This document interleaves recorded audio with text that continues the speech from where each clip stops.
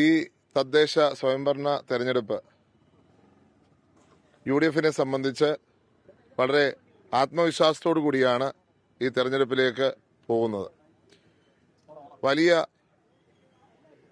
UDF-ന് അനുകൂലമായൊരു trend കേരളമൊട്ടുക്ക്, അത്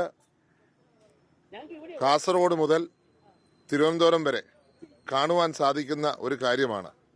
യാതൊരു സംശയവും വേണ്ട, വൻപിച്ച ഭൂരിപക്ഷത്തോടുകൂടി UDF ഭൂരിപക്ഷ സ്ഥാപനങ്ങളിലും തദ്ദേശ സ്വയംഭരണ സ്ഥാപനങ്ങളിൽ അധികാരത്തിൽ വരും എന്നുള്ള കാര്യത്തിൽ യാതൊരു സംശയവുമില്ല. ഇവിടെ സർക്കാരിനെതിരെയുള്ള നിലപാട് കേരളത്തിലെ ജനങ്ങൾ ഒറ്റക്കെട്ടായി എടുത്തിരിക്കുകയാണ്. നിങ്ങൾക്കറിയാം, ശബരിമല അയ്യപ്പന്റെ സ്വർണം കൊള്ളയടിച്ച ഒരു കാലഘട്ടം കേരളത്തിലെ ജനങ്ങൾ തിരിച്ചറിഞ്ഞു കഴിഞ്ഞു. അതുകൊണ്ട് തന്നെ വലിയ ഒരു ജനകീയ പ്രതിഷേധം സർക്കാരിനെതിരെ ഉണ്ട്.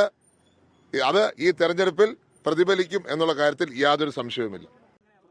അല്ല, തീർച്ചയായിട്ടും 6 പഞ്ചായത്തോളം ഞങ്ങൾക്ക് നഷ്ടപ്പെട്ടിരുന്നു. 2 പഞ്ചായത്തിലാണ് ഭരണം കിട്ടിയത്. അതിനുശേഷം ഒരു പഞ്ചായത്ത് ഞാൻ MLA ആയതിനു ശേഷം തിരിച്ചു പിടിച്ചൊരു പഞ്ചായത്താണ്. ഞങ്ങൾക്ക് പൂർണ്ണ ആത്മവിശ്വാസമുണ്ട്. 8 പഞ്ചായത്തിലും മികച്ച രീതിയിൽ UDF അധികാരത്തിൽ വരും എന്നുള്ളതാണ് ഞങ്ങളുടെ പ്രതീക്ഷ.